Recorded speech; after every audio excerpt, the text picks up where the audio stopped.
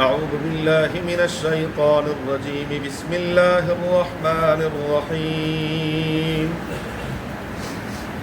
ما كان لأهل المدينة ومن حولهم من الأعراب أن يتخلفوا عن رسول الله ولا يرغبوا بأنفسهم عن نفسه ذلك بأنهم لا يصيبهم ظمأ ولا نصب ولا مخمصة في سبيل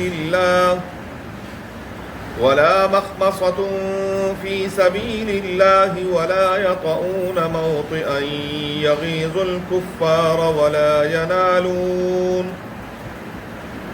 ينالون من عدو نيلا إلا كتب لهم به عمل صالح إن الله لا يضيع أجر المحسنين. ولا ينفقون نفقة صغيرة ولا كبيرة ولا يقطعون واديا إلا كتب لهم ليجزيهم الله أحسن ما كانوا يعملون.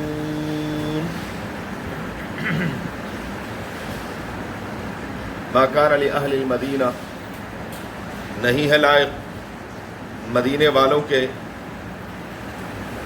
ومن حولہم، اور نہ مدینے کے ارد گرد والوں کے، من الاعراب، دیہاتیوں میں سے، ان یتخلفوا عن رسول اللہ، یہ کہ وہ پیچھے رہیں آپ صلی اللہ علیہ وآلہ وسلم سے، ولا يرغبوا بانفسهم عن نفسه، اور نہیں وہ ترجیح دیں اپنے آپ کو آپ صلی اللہ علیہ وسلم کی ذات اقدس پر، ذالک بانہم، اس لیے کہ وہ لا یصیبہم ظمأ، نہیں پہنچتی ان کو کوئی پیاس، ولا نصب، نہ کوئی تھکاوٹ، ولا مخمصۃ، اور نہ کوئی بھوک، فی سبیل اللہ، اللہ کی راہ میں، ولا یطؤون، اور نہیں وہ پامال کرتے ہیں، موطئا، پامال کرنے کی جگہ کو، یغیظ الکفار، جس سے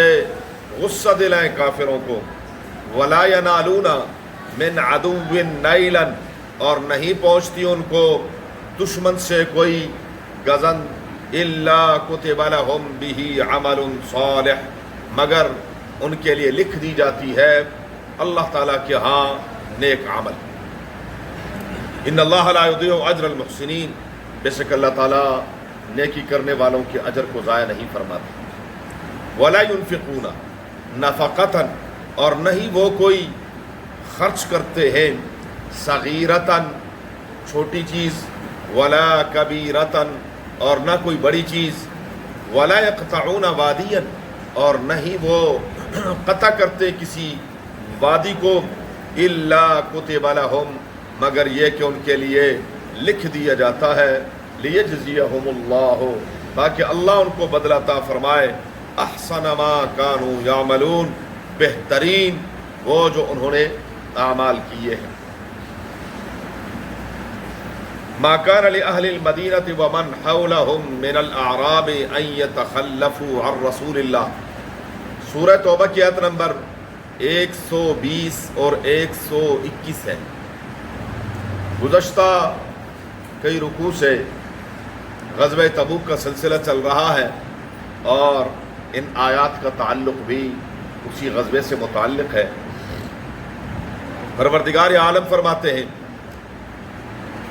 ما كان لأهل المدینة ومن حولهم من الاعراب ان يتخلفوا عن رسول اللہ، ایک سچا مومن جس نے صدق دل سے، اخلاص کے ساتھ کلمہ توحید پڑھا ہو، وہ نبی کریم صلی اللہ علیہ وآلہ وسلم کی کسی بھی حالت میں مخالفت نہیں کر سکتا. مدینے والے یا مدینے کے ارد گرد جو دیہاتی ہیں، اعراب ہیں، کیسے پیچھے رہ سکتے ہیں؟ اور دوسری بات، وَلَا يَرْغَبُوا بِأَنفُسِهِمْ عَن نَفْسِهِ، اور نہ ہی وہ اپنے آپ کو ترجیح دیں آپ صلی اللہ علیہ وآلہ وسلم کی ذات اقدس پر. کیا مانا؟ نبی کریم صلی اللہ علیہ وآلہ وسلم تو بنفس نفیس بذات خود مدینہ منورہ سے تبوک کے لیے اس گرمی کے موسم میں ان شدتوں کو برداشت کرتے ہوئے تشریف لے جائیں اور ہم گھر میں رہیں.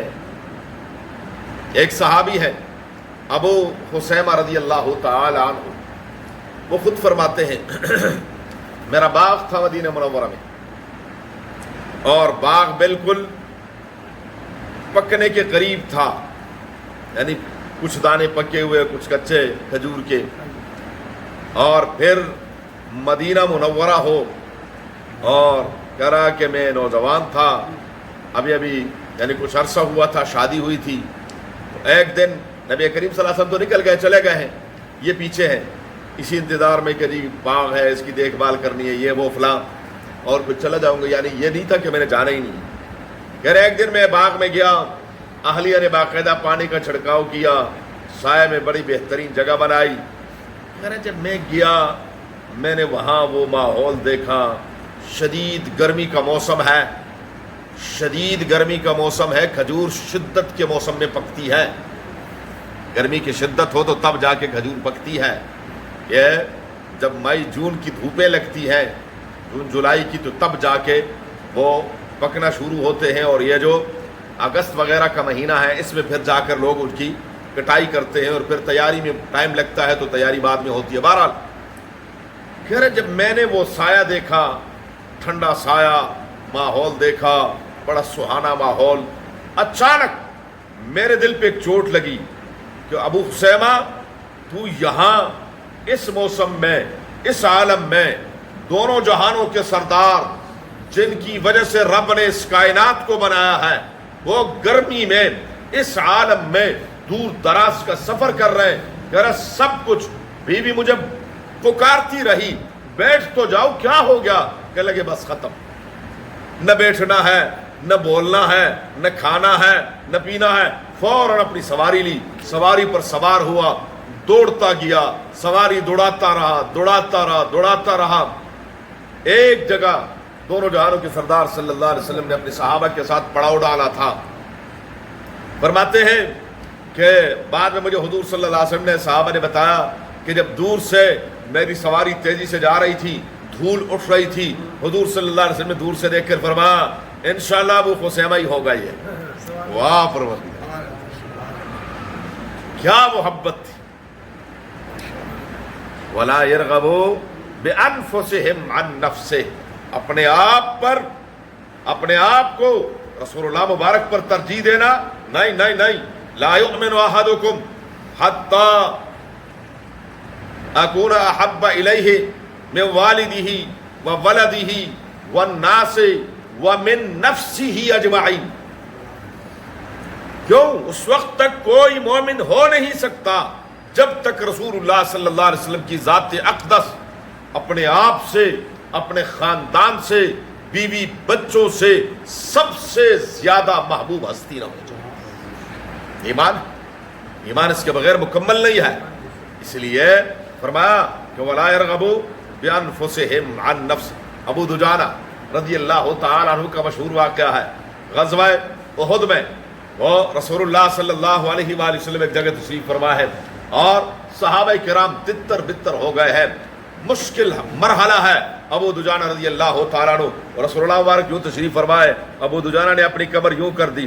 بعد میں جب دیکھا گیا صرف کمر پر 84 تیروں کے زخم، 1 2 4 10 20 نہیں، 84 تیر لگ رہے ہیں، تیروں کی بارش ہو رہی ہے. ابو دجانہ یوں کھڑے ہیں، ہل بھی نہیں رہے.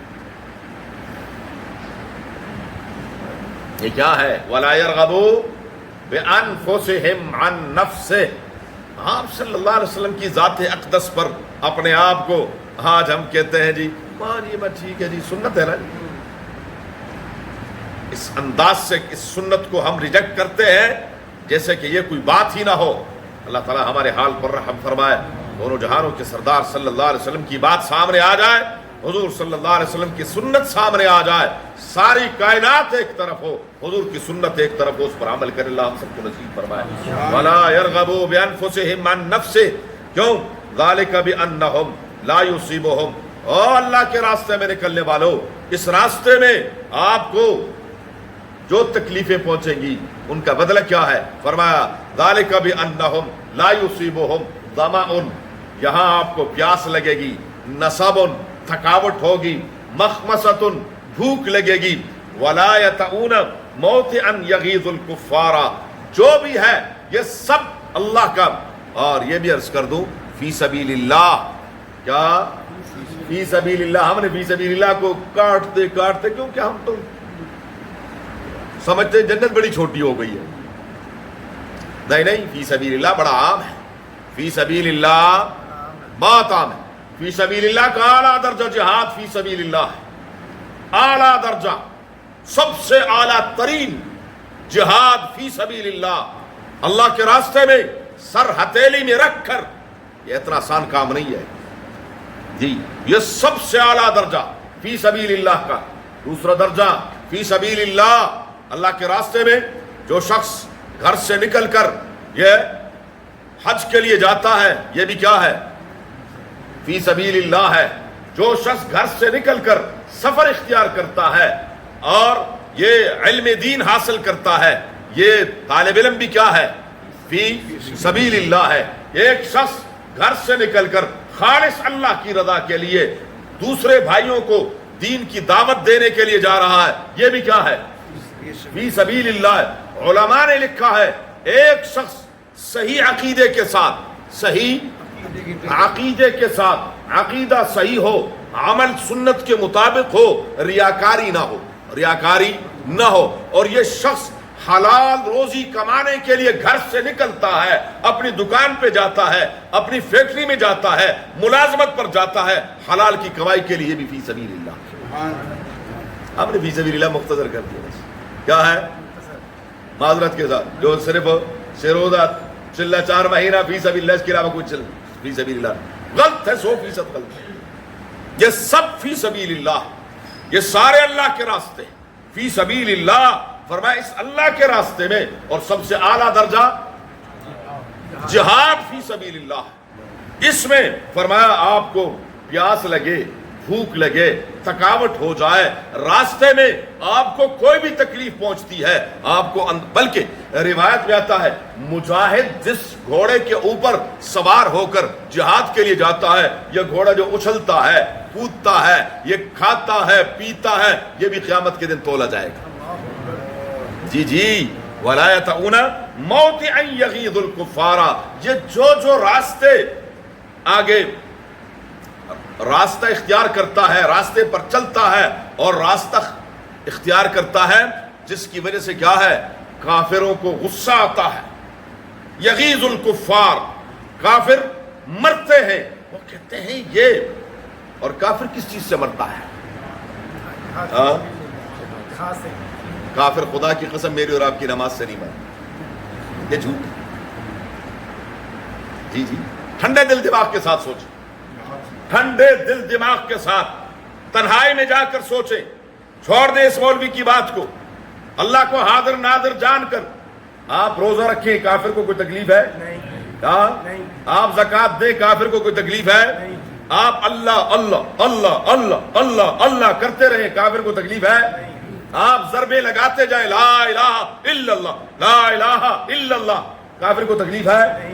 آپ جو مرضی کریں، آپ 40 نہیں، آپ 80 لاکھ حج پہ چلے جائیں، کافروں کو کوئی تکلیف ہے؟ آپ عمرہ صرف اور صرف کیا ہے؟ لاکھوں نہیں، آپ کروڑوں میں کیا کریں؟ عمرے کریں، اور وہاں پورا کا پورا سعودی عرب وہ سارا کا سارا بھر جائے عمرے والوں سے، ان کو کوئی تکلیف ہے؟ تکلیف کس چیز سے ہے؟ جب آپ کہتے ہیں کہ اعلاء کلمت اللہ، یہ نہیں ہو سکتا، یہ نہیں ہو سکتا۔ جی مسلمانوں، اللہ ہمیں سمجھ عطا فرمائے، اللہ ہمیں سمجھ عطا فرمائے۔ برطانیہ کا وہ کتا آج سے کئی سال پہلے بھونکتا تھا ٹونی بلیئر، جو آج بھی آ کر مصر میں بیٹھا ہوا ہے، اس کمیٹی کا سربراہ ہے، جو کمیٹی ٹرمپ بدبخت نے بنائی کس کے لیے؟ غزہ کے لیے۔ اور ہم کہتے ہیں ماشاءاللہ سبحان اللہ ہم کامیاب ہو گئے، ہم کامیاب ہو گئے۔ کوئی کامیابی نہیں ہے۔ غزہ کے لیے جو کمیٹی بنائی ہے اس کمیٹی کا سربراہ ٹونی بلیئر ہے۔ ٹونی بلیئر کے الفاظ یہ ہے، اس کی اپنی آن دی ریکارڈ یوٹیوب پر پڑی ہوئی ہے، آپ جائیں دیکھیں، پڑھیں، سنیں، دیکھیں اس کو، اس کا ترجمہ کروائیں۔ اس نے کہا ہمارے بڑوں نے، برطانیہ نے خلافت کے ساتھ، اتا ترک کے ساتھ اور سلطان عبدالحمید خان کے ساتھ جو ترکی میں معاہدہ کیا تھا، وہ معاہدہ یہ تھا کہ آئندہ خلافت کا نام نہیں لو۔ اس معاہدے میں دو بنیادی باتیں تھیں کہ آئندہ خلافت کا نام نہیں لوگے، نمبر دو پوری دنیا میں کوئی مسلمان شریعت کے نفاذ کا نام نہیں لے گا، باقی جو مرضی کرتے ہیں۔ یہ دو باتیں اس نے کہا، ہم نے صرف ترکی کے ساتھ معاہدہ نہیں تھا، یہ معاہدہ ہمارے مسلمانوں کے ساتھ تھا اور ہم یہ پورا کروا کے دکھائیں گے۔ جو اس کی بکواس ہے، اور آج ایسا بدبخت جو ہے وہ کیا ہے، وہاں پر اس کمیٹی کا سربراہ، اس سے خیر کی توقع ہے، اور ہم بڑے خوش ہو رہے ہیں کہ کیا جی کیا بات ہے، سبحان اللہ۔ پتہ نہیں ہماری مت ماری گئی ہے، مت ہماری عقلوں پر پردے آ چکے ہیں، ہم خوش ہیں کہ بس کیا ہے، مسئلہ ہی کوئی نہیں۔ فرمایا جس سے کافروں کو غصہ آئے، کافر جلے، کافر کا جگر پھٹے، ایسا عمل کرو کہ ہو۔ رسول اللہ صلی اللہ علیہ وسلم جب مدینہ منورہ سے 1200 میل جا کر ان کے سینے پر کھڑے ہو کر کہا ہے، ان کا سینہ پھٹ گیا، ان کا جگر ریزہ ریزہ ہو گیا، ہم تو کہہ رہے تھے کہ ہم نے حملہ کرنا اور وہ آ گئے۔ جی ہم کیا کر رہے ہیں، ہماری صورتحال کیا ہے؟ وَلَا يَنَالُونَ مِنْ عَدُوٍّ نَيْلًا إِلَّا كُتِبَ لَهُمْ بِهِ عَمَلٌ صَالِحٌ۔ جب بھی تمہیں کبھی کسی دشمن سے کوئی تکلیف پہنچے گی، ان سب کے بدلے میں تمہیں کیا ملے گا؟ نیکی ملے گی، اجر ملے گا۔ فرمایا ان اللہ لا یضیع اجر المحسنین، اللہ تعالیٰ کبھی نیکی کرنے والوں کا اجر ضائع ولا ينفقون نفقۃ صغیرۃ ولا کبیرۃ، اور یہ اللہ کے راستے میں چھوٹا سا خرچ کریں یا بڑا، تھوڑے سے پیسے لگائیں یا زیادہ لگائیں۔ ابوبکر صدیق نے پورے گھر کا جھاڑو دے کر لے آئے، حضرت عمر پورے گھر کا اثاثہ آدھا کر کے لے آئے، حضرت عثمان غنی نے، اللہ اکبر، عثمان غنی رضی اللہ تعالیٰ عنہ نے 300 لدے ہوئے اونٹ آئے، فرمایا حضور یہ 300 کے 300 اونٹ آپ کی خدمت میں حاضر ہے۔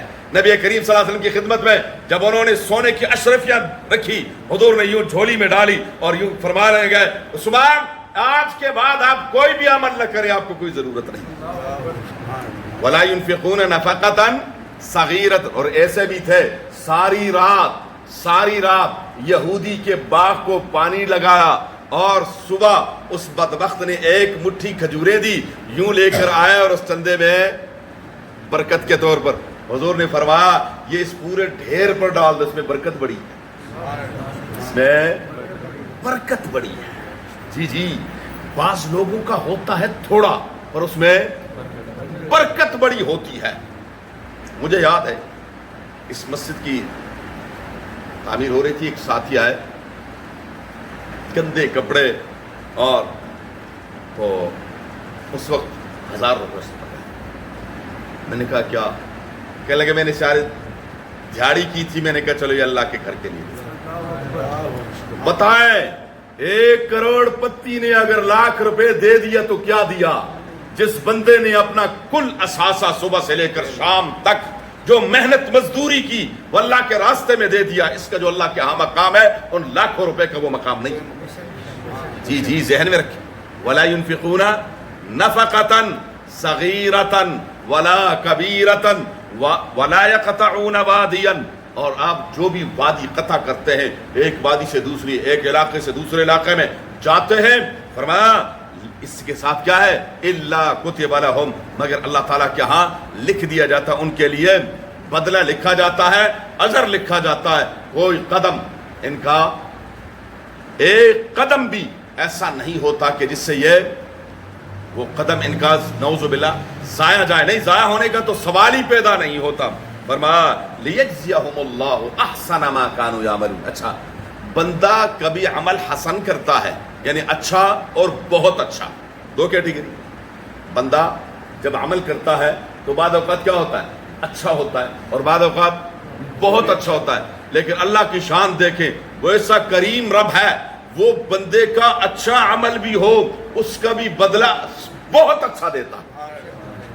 عمل اچھا بھی ہو تو بدلہ، حالانکہ انصاف تو یہ ہے کہ اگر اچھا عمل ہے تو اس کا بدلہ اچھا ہونا چاہیے، بہت اچھا عمل ہے تو اس کا بدلہ بہت اچھا. نہیں، رب فرماتے من جاء بالحسنۃ فلہ عشر امثالھا. فلہ، واہ کریم رب، وہ تو اتنا کریم ہے.